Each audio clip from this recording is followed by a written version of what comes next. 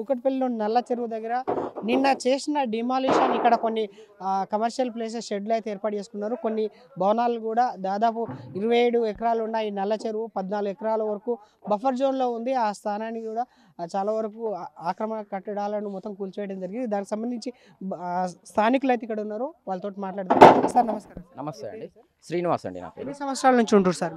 మేము తాతల తండ్రుల నుంచి ఇక్కడే ఉన్నామండి, మాది ప్రాపర్ లోకల్గా ఉంటాం మేము.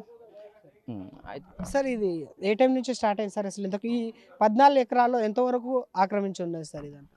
అంటే అది మనకు ఎంత ఆక్రమించారు అనేది పర్టికులర్గా తెలియదు. కాకపోతే ఏంటంటే ఇదంతా పట్టా ల్యాండ్. ఇది పట్టా ల్యాండ్లోనే బఫర్ జోన్ ఉంది, ఎఫ్టీఎల్ ఉంది. గతంలో మేము చూసినప్పుడు ఇక్కడ వరకు అయితే వాటర్ వచ్చేది, మేము గతంలో చిన్న ఉన్నప్పుడు చూసినప్పుడు. అంటే మా బాధ ఏంటంటే వీళ్ళు వాటర్ బాడీస్ని కాపాడడం ఏదైతే ఉందో దాన్ని మనము స్వాగతిస్తున్నాం. బట్ దాంతోపాటు ఏంటంటే ఇలాంటి చిన్న చిట్కా బిజినెస్ చేసుకునే వాళ్ళకు వితౌట్ నోటీస్ వచ్చేసి సండే రోజు చూసుకొని కూల్చేయడం ఏదైతుందో అది చాలా బాధాకరమైనటువంటి విషయం. ఇప్పుడు వాళ్ళకి నోటీస్ ఇచ్చి ఉండి ఒక 10 రోజులు 15 రోజులు టైం ఇచ్చి ఉంటే వాళ్ళు సామాన్ ఏదైతే తీసుకొని షిఫ్ట్ చేసుకోవడం ఇంకేదైనా బాగుండేది. నోటీస్ ఇవ్వకుండా ఇమీడియట్గా వచ్చి కూల్చేయడం వల్ల ల్యాండ్ ఓనర్కి ఇబ్బంది ఉండదు, అక్కడ ఏదైతే వీళ్ళు హైడ్రా వాళ్ళకి ఇబ్బంది ఉండదు. ఎవరైతే తెలిసి తెలియక తీసుకొని ఇక్కడ ఇన్వెస్ట్మెంట్ చేసి మెషినరీ అంతా పెట్టుకున్న వాళ్ళకి షెడ్ వేసుకున్న వాళ్ళకి ఏమవుతుందంటే వాళ్ళకి లాస్ అవుతుంది. ఇప్పుడు లాస్ ఎవరు భరిస్తారు? వీళ్ళే భరించాలా. కాబట్టి మేము హైడ్రా వాళ్ళని సూటిగా చెప్పేది ఏంటంటే ఇలాంటి వాళ్ళకు కూడా నోటీస్ ఇవ్వాలి. నోటీస్ ఇస్తే వాళ్ళు ఒక నెల రోజులు 15 రోజులు టైం ఇచ్చి ఒక గడువు సమయం ఇస్తే వాళ్ళు ఏదైనా ప్లాన్ చేసుకుంటారు. ఇప్పుడు వీళ్ళకి నోటీస్ ఇవ్వకుండా సండే రోజు వచ్చి ఫటాఫట్ కూల్ చేయడము. మరి దుర్గం చెరువులు ఏమైందండి? నోటీస్ ఇచ్చినారు, మరి ఇప్పటివరకు ఎందుకు కూల్చలేదు? అంటే ఇక్కడ ఏం జరుగుతుందంటే బడాబాబులకు ఒక న్యాయం జరుగుతుంది, గరీబోనికి ఒక న్యాయం జరుగుతుంది. మీ ఆలోచన విధానం కరెక్టే, కాకపోతే ఇలాంటి దుర్గం చెరువులో ఉన్నటువంటి వాళ్ళకి నోటీస్ ఇచ్చి ఆపేసినారు, వీళ్ళకు మాత్రము కూల్చేసినారు. అది కరెక్ట్ కాదని మా అభిప్రాయం. అంటే సార్ ఇది సామాన్యులకు మాత్రమే హైడ్రా వల్ల నష్టం జరుగుతుందని చెప్పేసి అనుకోవచ్చా? ఇప్పుడు బడాబాబులను పట్టి అసలు ఇది వాళ్ళ దగ్గరికి వెళ్తుంది ఈ హైడ్రా? 100% అండి. ఇప్పుడు మనం ఎక్కడ చూసినా కూడా సామాన్య పబ్లిక్ గరీబోని షెడ్లు గరీబోని ఇల్లులే కూల్చేస్తున్నారు వీళ్ళు.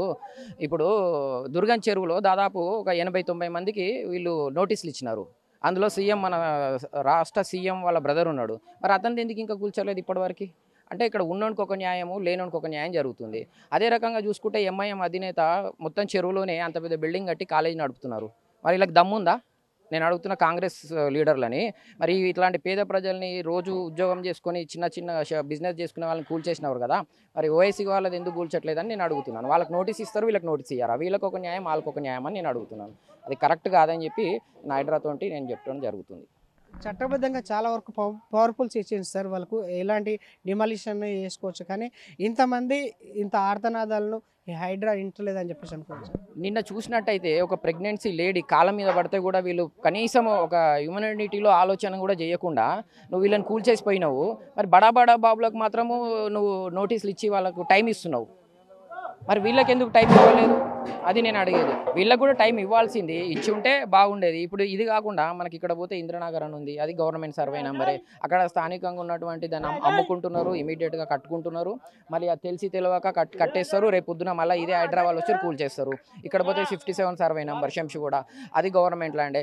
అది కూడా స్థానికంగా ఉన్నటువంటి ప్రజాప్రతినిధులు అమ్ముకుంటున్నారు. మళ్ళీ అందులో కరెంట్ వస్తుంది, అందులో రోడ్ వస్తుంది, అందులో డోర్ నెంబర్ వస్తుంది. మళ్ళీ రేపు పొద్దున హైడ్రా వస్తుంది, కూల్చేసి వెళ్ళిపోతారు. అక్కడ లాస్ కూడా అవుతున్నారు జనాలు, సామాన్య పబ్లిక్ అవుతారు. మేము ఒకటే ఏం అడుగుతున్నామంటే వీళ్ళు రూములు కట్టేటప్పుడే ఎవరైతే ఇరిగేషన్ డిపార్ట్మెంట్ వాళ్ళు కావచ్చు, మున్సిపల్ వాళ్ళు కావచ్చు, డోర్ నెంబర్ ఎట్లా వస్తుందండి? డోర్ నెంబర్ ఇచ్చేటప్పుడు వాడు ఆలోచించడా? ఇది ఎఫ్టీఎల్ ఉందా, బఫర్లు ఉందా? ఆలోచన చేయాలి కదా. కరెంట్ ఇచ్చేటప్పుడు కూడా ఆలోచన చేయాలి కదా. ఇవన్నీ ఆలోచన చేయకుండా అధికారులు చేసే పని చేసుకుంటూ పోతున్నారు. టోటలీ టౌన్ ప్లానింగ్ అండి, మేజర్గా టౌన్ ప్లానింగ్ వాళ్ళు కరెక్ట్గా ఉంటే ఈ పొరపాట్లు జరగవు. టౌన్ ప్లానింగ్ వాళ్ళు కరెక్ట్ లేకపోవడం వల్ల డబ్బుల కాసుల కక్కుర్తి పడి ఎక్కడ కడితే అక్కడ డోర్ నెంబర్లు ఇచ్చేసుకుంటూ పోతారు. ఆ తర్వాత కూల్చేస్తాడు వీళ్ళ పనే, డోర్ నెంబర్ ఇచ్చాడు వీళ్ళ పనే. అక్కడ మధ్య తరగతి గరీబోడు ఎవడైతే చిన్న చిట్కా ఉద్యోగాలు చేసుకునేటోడు ఆగమవుతున్నారు. సార్ మెయిన్గా ఈ నల్ల చెరువులో దాదాపు 27 ఎకరాలు ఉన్న నల్ల చెరువు ఇప్పుడు ఎంతవరకు మిలిగింది సార్? ఎంతవరకు ఆక్రమణకు గురైపోయింది సార్? దీంట్లో 27 ఎకరాలు అని చెప్పి ఇప్పుడున్నటువంటి సర్వే వాళ్ళు చెప్తున్నారండి. ఇక్కడ ఉన్నటువంటి మా స్థానికులు చెప్పేది ఏంటంటే ఇది 27 ఎకరాలు కాదు, ఇది 18 ఎకరాలే. గతంలో 18 ఎకరాలే మా దగ్గర టీపన్ కానీ ప్లాన్ కానీ ఉందని వాళ్ళు చెప్తున్నారు. ఇప్పుడు వచ్చినటువంటి హైడ్రా వాళ్ళు ఏం చెప్తున్నారంటే ఇది 27 ఎకరాలు అని చెప్తున్నారు. మరి 27 ఎకరాలా 18 ఎకరాలు అనేది ఫస్ట్ క్లారిటీ తీసుకోవాలా. ఇంకోటి ఇది ఎఫ్టీఎల్ ఎక్కడ దాకా వస్తుంది, బఫర్ ఎక్కడ దాకా వస్తుంది అనేది ఒక మెన్షన్ చేయాలి కదా, మెజర్మెంట్స్. వెబ్సైట్ ఓపెన్ చేసి వెబ్సైట్ చేయడం కాదు సార్, నేనేమంటున్నానంటే ఇప్పుడు ఇక్కడ వెబ్సైట్ పోయి చూసుకునేంత ఉండదు కదా. ఇక్కడికి బఫర్ ఉంది, ఇక్కడికి ఎఫ్టీఎల్ ఉందని ఒక మెజర్స్ కనుక ఉంటే, అవగాహన కనుక ఉంటే ఎవరైనా రెంట్కి ఇప్పుడు వీళ్ళకి రెంట్ తీసుకున్న లక్షలు లక్షలు పెట్టినారు. వీళ్ళకి ఏం తెలుస్తుంది? ఎఫ్టీఎల్ తెలియదు, ఏం తెలియదు. రిజిస్టర్ ల్యాండే, పట్టా ల్యాండే, వీళ్ళు తీసేసుకుంటారు. ఇప్పుడు రేపు పొద్దున ప్రాబ్లం వీళ్ళకి కదా, ఓనర్కి ఇబ్బంది ఏమి ఉండదు, అటు హైదరాబాద్కి ఇబ్బంది ఉండదు అని చెప్పి నేను అనుకుంటున్నాను. వాళ్ళు మెన్షన్ చేయాలి, మెజర్స్ చేయాలి, మెజర్మెంట్స్ పెడితే ఈ ప్రాబ్లం ఉండదు. ఇక్కడ బఫర్ జోన్లో మనకు 14 ఎకరాలు ఉన్నాయి కదా, 14 ఎకరాల్లో చాలా వరకు బిల్డింగ్లు ఉన్నాయి. దానిపైన ఇప్పుడు నెక్స్ట్ హైడ్రా కూడా చూపెడతా చెప్పేసి అనుకుంటున్నాను. మాకున్న సమాచారం వరకు ఈ బఫర్లో కట్టినటువంటి పక్కా బిల్డింగ్స్ కూడా నోటీస్ ఇచ్చారని అంటున్నారు. కొంతమందికి ఇవ్వలేదు, కొంతమందికి ఇచ్చారంటున్నారు. మరి ఏం జరుగుతుంది అనేది ముందు ముందు చూడాలా. కొంతవరకు చాలా వరకు నోటీసులు ఇచ్చిన తర్వాతనే ఖాళీ చేసలేరు వాళ్ళని చెప్పేసి కూల్చివేతలు చేయడం అనేది చేస్తున్నారు అని చెప్పేసి అంటారు. దాన్ని మీరు ఏ విధంగా తీసుకుంటారు? సార్ ఇప్పుడు నోటీస్ ఇచ్చిన తర్వాత కూడా వాళ్ళు ఖాళీ చేయకపోతే అది వేరే సబ్జెక్ట్. అది ఇప్పుడు వీళ్ళకి అసలు నోటీస్ వేయలేదు కదా. ఈ పక్కన ఉన్న వాళ్ళకి ఎవరికి నోటీస్ వేయలేదు.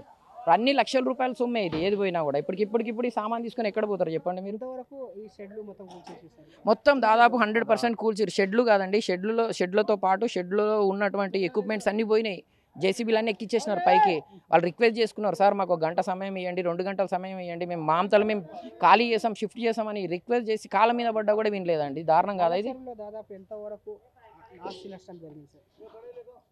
దాదాపు కోట్ల రూపాయలే ఉంటుంది సార్. ఎక్కడ వెళ్ళి ఏ షెడ్ దగ్గరికి వెళ్ళినా కూడా కోటి పైనే ఉంది. 1-2 కోట్ల వరకు ఉంటుంది షెడ్ కాస్ట్ కావచ్చు, అందులో ఎక్విప్మెంట్స్ కావచ్చు. అక్కడ అయితే ప్రింటింగ్ ప్రెస్ ఉంది, ఒక మిషన్ కాస్టే ₹1,00,00,000. మరి షెడ్ 60 లక్షల వరకు ఉంటుంది కదా. ఇప్పుడు ఈ క్యాటర్స్ ఇది దాదాపు 3 floors ఉండే, ఇది 2 కోట్ల వరకు ఇది నష్టం. ఇదంతా ఎవరు భరించాలా? గరీబోడే వీళ్ళే భరించాలి కదా. అది కరెక్ట్ కాదు. కనీసం సమయం ఇవ్వాలా వాళ్ళకు. 1 week 10 days సమయం ఇస్తే వాళ్ళు షిఫ్ట్ చేసుకుంటారు. వాళ్ళకి తెలియదు కదా, ల్యాండ్ ఓనర్కి తెలిసి ఉంటుంది, హైడ్రా వాళ్ళకి తెలిసి ఉంటుంది బౌండరీస్ ఎక్కడ వరకు ఉంది, ఎఫ్టీఎల్ ఉందా, బఫర్లో ఉందా అనేది. రెంటర్స్కి ఏం తెలుస్తుంది? వాళ్ళు రెంటర్ అగ్రిమెంట్ తీసుకుంటారు, నెలకి కిరాయి కట్టుకుంటారు, ఉంటారు. వచ్చి నోటీస్ ఇచ్చి ఉంటే బాగుండేదని చెప్పి మేము అనుకుంటున్నామండి. ఫైనల్గా హైడ్రా పనితీరు పైన మీరు ఏ విధంగా దీన్ని తీసుకుంటారు? మేము హైడ్రాని వ్యతిరేకించట్లేదు. రాబోయే జనరేషన్కి ఏదైతే వాటర్ బాడీస్ కాపాడాలని అనుకుంటున్నారో అది గుడ్ థింగ్. మేము దాన్ని బ్యాడ్ థింగ్ అని మేము అనట్లేదు. బట్ దాంతోపాటు ఇంతకుముందు గత గవర్నమెంట్ కావచ్చు, ఇప్పుడున్నటువంటి గవర్నమెంట్లో కావచ్చు, అంతకుముందు ఉన్నటువంటి కాంగ్రెస్ గవర్నమెంట్లో కావచ్చు, ఇవన్నీ ఎంక్రోజ్ అయిన వాటికి నోటీసులు ఇచ్చి వాళ్ళకు కొంచెం చెప్పినట్టయితే ఈ ఆస్తి నష్టం జరగదని నేను అంటున్నాను. ఇప్పుడు ఈ ఆస్తి నష్టం ఎవరు భరించాలా? పేద ప్రజలే భరించాల్సి వస్తుంది కదా. అది నా వర్షన్ నేను చెప్పేది.